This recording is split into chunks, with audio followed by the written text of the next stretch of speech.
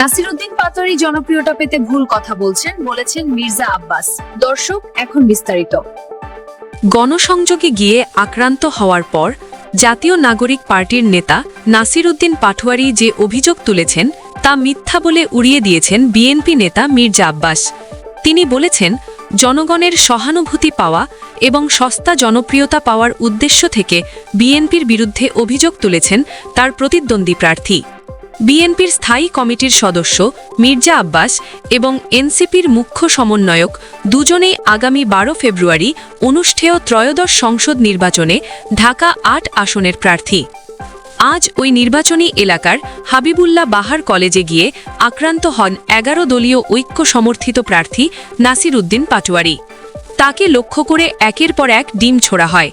পরে নাসিরউদ্দিন পাটোয়ারি অভিযোগ করেন, মির্জা আব্বাসের কর্মী সমর্থকেরা তার ওপর হামলা চালিয়েছেন।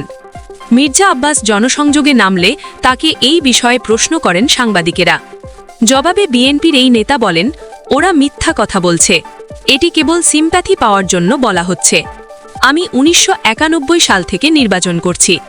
আজ পর্যন্ত বিএনপির সমর্থকেরা কোনো প্রতিদ্বন্দ্বী প্রার্থীর ওপর হামলা করেছে এমন কোনো রেকর্ড নেই।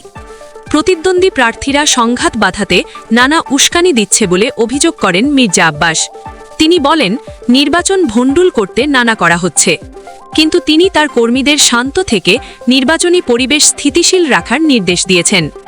বিএনপির স্থায়ী কমিটির এই সদস্য বলেন, নির্বাচন আমাদের অনেক আকাঙ্ক্ষিত একটি ফসল, যা আমরা আন্দোলনের মাধ্যমে আদায় করেছি। সুতরাং নির্বাচন ভণ্ডুল করার কোনো কারণ আমাদের নেই। নাসিরউদ্দিন পাটোয়ারির বিরুদ্ধে আচরণবিধি লঙ্ঘনের পাল্টা অভিযোগ তোলেন মির্জা আব্বাস। তিনি বলেন, এনসিপি নেতার বিশাল আকৃতির রঙিন পোস্টার নির্বাচনী এলাকায় দেখা যাচ্ছে, যা আচরণবিধির স্পষ্ট লঙ্ঘন। বিষয়টি নির্বাচন কমিশনের খতিয়ে দেখা উচিত। সাবেক এই মন্ত্রী সংসদ সদস্য তার দীর্ঘ রাজনৈতিক জীবনের কথা তুলে ধরে বলেন, 1977 সালে তিনি এই এলাকায় ওয়ার্ড কমিশনার ছিলেন এবং পরে একাধিকবার সংসদ সদস্য নির্বাচিত হয়েছেন। এলাকার মানুষ তাকে চেনেন এবং তিনি ভোটের মাঠে ব্যাপক সাড়া পাচ্ছেন। পোস্টার ও ব্যানারে নয়, জনগণের মন জয় করেই নির্বাচনে জয়ী হতে চান, বলেন মির্জা আব্বাস। এদিকে আবার জামায়াতে ইসলামীর আমির শফিকুর রহমান বলেন, সারা বাংলাদেশে স্রোত তৈরি হয়েছে ন্যায় ও ইনসাফের পক্ষে, পরিবর্তনের পক্ষে, বস্তা পচা রাজনীতির বিপক্ষে, দুর্নীতির বিপক্ষে, ফ্যাসিবাদের বিপক্ষে, জুলুমতন্ত্রের বিপক্ষে, মা বোনদের বেইজ্জত করার বিপক্ষে আর ইজ্জত দেওয়ার পক্ষে। কিছু মানুষের এ অবস্থা দেখে মাথা গরম হয়ে গেছে। আজ মঙ্গলবার দুপুরে সাতক্ষীরা সরকারি বিদ্যালয় মাঠে আয়োজিত নির্বাচনী জনসভায় প্রধান অতিথির বক্তব্যে শফিকুর রহমান এ কথা বলেন।